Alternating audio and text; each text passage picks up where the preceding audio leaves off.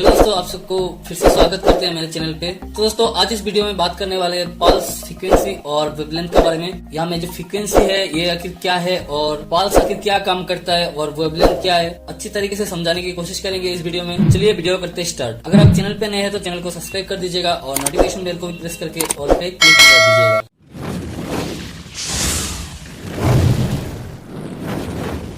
तो दोस्तों यहाँ पे ये जो चीज आपको दिख रहा है, ये लाइन जो खिंचा हुआ है, ये होता है वेव। इसको हिंदी में तरंग बोला जाता है। तो दोस्तों यहाँ पे रहता है जो डायोड होता है, जैसे हम लोग ओडीटीआर का यूज करते हैं। कोई भी मशीन से जो लेजर निकलता है वो कोई ना कोई डायोड से निकलता है। जैसे कि मशीन में डायोड लगा हुआ होता है, डायोड से ये जो लेजर निकलता है। तो दोस्तों ये जो लेजर होता है ये एक लाइट सोर्स होता है। ये जब डायोड से निकलता है तो ये इसका जो लाइट सोर्स है ये वेव का रूप पे फाइबर में आगे ट्रेवल करता है। इस लेजर लाइट को आगे ट्रेवल करने के लिए इसको जो एनर्जी मिलता है वो मिलता है इसका पल्स से। ये जो पल्स है हम लोग जो ओडीटीआर में देखते हैं, आप ओडीटीआर जब यूज करते हैं तो उसमें देखते हैं इसमें पल्स सेट करना पड़ता है। तो इसमें क्या होता है वो हमें लिखा हुआ होता है 30 NS, 50 NS, 100 NS, 1 US। तो यहाँ पे जो 1 US होता है, एक्चुअली 1 US का मतलब होता है, वो U होता है माइक्रो और S होता है सेकेंड।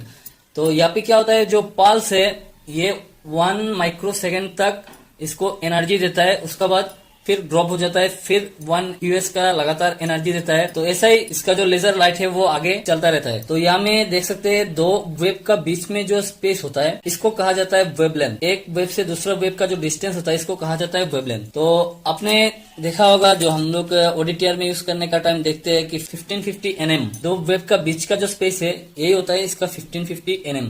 ये हम लोग सेट कर सकते हैं। बहुत सारा वेवलेंथ का यूज किया जाता है। जैसे ये एग्जांपल के लिए एक 1550 वेवलेंथ का बात मैं कर रहा हूँ यहाँ पे। तो दोस्तों यहाँ पे हम लोग को समझ में आ गया ये एक वेव है, इसमें दो वेव का बीच का जो स्पेस है ये वेवलेंथ है। और डायोड से जो लेजर निकलता है, इस डायोड में जो पल्स का प्रेशर से उसका जो लेजर लाइट है वो आगे तक ट्रेवल करता है। लेकिन बात यह है कि यहाँ पे फ्रीक्वेंसी कौन सा है, ये चीज हर किसी का दिमाग में एक क्वेश्चन आता होगा। तो यहाँ में सब कुछ ठीक है, ये वेव है, ये वेवलेंथ है, यहाँ पे पल्स है, डायोड है, लेजर है, ये लाइट आगे जाता है, यहाँ पे जाके लाइट ट्रेवल करता रहता है आगे। लेकिन यहाँ पे आके फ्रीक्वेंसी कौन सा है? तो दोस्तों यहाँ में जो वेव है, वेव का एक साइकिल को कहा जाता है एक फ्रीक्वेंसी। अभी यहाँ पे एक साइकिल आखिर क्या है दोस्तों, इसको समझने के लिए आपको ध्यान से सुनना भी पड़ेगा और देखना भी पड़ेगा। तो यहाँ पे आप देख सकते हैं ये जो लाइन दिख रहा है ये लाइन होता है इसका बेस लाइन, और इस बेस लाइन से वेव जो है ये अप डाउन ये कुछ इस तरीके से है। तो यहाँ पे जब एक बेस लाइन को जब क्रॉस करके दूसरा बेस लाइन तक ये पहुंचता है तो ये होता है इसका एक साइकिल। इसको और थोड़ा अच्छे से समझाने की कोशिश करते हैं, ये आखिर एक साइकिल कैसे हुआ। तो देखिए ये होता है इसका बेस लाइन का ऊपर का हाफ और ये होता है इस बेस लाइन का हाफ। अगर इसको ऐसा घुमा देंगे तो ये एक राउंड शेप बन जाता है। जैसे ये हो गया बेस लाइन, ये हाफ हो गया इधर का और ये हाफ हो गया इधर का। तो यहाँ से यहाँ तक का जो ये एक साइकिल होता है इसको कहा जाता है एक फ्रीक्वेंसी।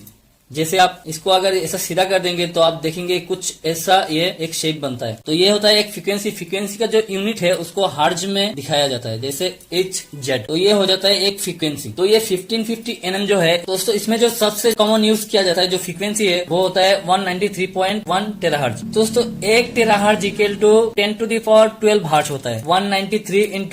193.1 टेराहर्ट्ज इंटू 10⁻12 से इसको मल्टीप्लाई करने से इसका जो फ्रीक्वेंसी है वो निकल जाएगा। लेकिन बात यह है कि ये जो फ्रीक्वेंसी है ये आखिर कैसा हिसाब से इसमें आता है और क्या हिसाब है इसका। तो दोस्तों ये होता है पर सेकंड का। ये जो वेव चलता है इस वेव में पर सेकंड में 193.1 टेराहर्ट्ज बार ये लेजर इस साइकिल को कंप्लीट करता है। तो दोस्तों यहाँ पे और एक बात आता है कि ये जो फ्रीक्वेंसी है ये फ्रीक्वेंसी एंड टू एंड तक क्या सेम जैसे ही चलता है या इसमें कुछ दिक्कत वगैरह भी आता है। इसका सेम फ्रीक्वेंसी जो है वो दूसरा एंड तक पहुंचता है या उसका जो वेवलेंथ है वो भी सेम टू सेम रहता है कि नहीं। तो दोस्तों इसमें क्या होता है, जहाँ से ये जो लेजर निकलता है जितना आगे चलता है उतना उसका लॉस जो है वो बढ़ता जाता है। लॉस का वजह से इसका जो वेव है वो धीरे धीरे फैलता रहता है। तो ये वेव जितना फैलता रहेगा उसका वेवलेंथ भी बढ़ता जाएगा, लेकिन उसका जो हिसाब होता है उसको ओडीटीआर कैलकुलेट नहीं कर पाता है। दूसरा एंड पे जितना फ्रीक्वेंसी का जरूरत है उसी का हिसाब से यहाँ पे जो है स्टार्टिंग एंड से इसको सेट किया जाता है, ताकि दूसरा एंड पे जो है फ्रीक्वेंसी जितना चाहिए और यहाँ पे जितना पावर का जरूरत है वो पावर पहुंच सके। इसलिए फाइबर में लॉस भी सही किया जाता है ताकि इसका फ्रीक्वेंसी और वेवलेंथ का वजह से इसका जो पावर है वो ज्यादा कमती ना हो, उसका सही पावर पहुंच जाए। तो दोस्तों फाइबर में जितना लॉस ज्यादा होगा उतना ही इसका जो वेवलेंथ और फ्रीक्वेंसी है डाउन होगा। और एक बात जो है दोस्तों, जो पल्स होता है, जैसे अपने ऑडिटियर में देखा होगा पल्स नैनो सेकेंड और माइक्रो सेकेंड में रहता है। तो नैनो सेकेंड को यूज किया जाता है शॉर्ट डिस्टेंस के लिए, ताकि लेजर का जो पावर होता है वो एक्चुअली बनता है पल्स से। तो पल्स अगर ज्यादा टाइम तक चला तो दूसरा एंड पे जो इक्विपमेंट लगा हुआ होगा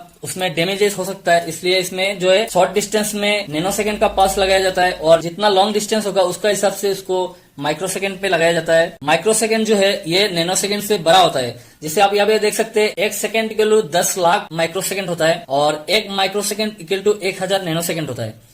तो नैनो सेकेंड माइक्रो सेकेंड से छोटा होता है। शॉर्ट डिस्टेंस पे नैनो सेकेंड का यूज किया जाता है और लॉन्ग डिस्टेंस पे माइक्रो सेकेंड का यूज किया जाता है। तो ये माइक्रो सेकेंड और नैनो सेकेंड यूज करने का मतलब यही होता है कि इक्विपमेंट जो है शॉर्ट डिस्टेंस का इक्विपमेंट उसका कैपेसिटी कमती रहता है, तो हमें अगर ज्यादा लेजर पहुंच गया तो इक्विपमेंट डैमेज हो सकता है। और लॉन्ग डिस्टेंस पे माइक्रो सेकेंड का यूज किया जाता है ताकि उसका जो लेजर है वो जाके दूसरा एंड पे पहुंचे, क्योंकि लॉन्ग डिस्टेंस होने का वजह से फाइबर में बहुत सारा लॉसेस आ जाता है। बहुत सारा लॉसेस आने की वजह से उसका लेजर जो है वो लॉस होता है। तो इसका वजह से इसमें माइक्रो सेकेंड का पल्स का यूज किया जाता है ताकि इसका लेजर जो है दूसरा एंड तक अच्छी तरीके से पहुंच जाए। तो दोस्तों इस वीडियो में बस इतना ही। आशा करते हैं वीडियो अच्छा लगा होगा। अगर वीडियो अच्छा लगा है तो वीडियो को लाइक कर दीजिए और चैनल को सब्सक्राइब करना ना भूले। मिलते हैं किसी और एक वीडियो में, तब तक के लिए जय हिंद।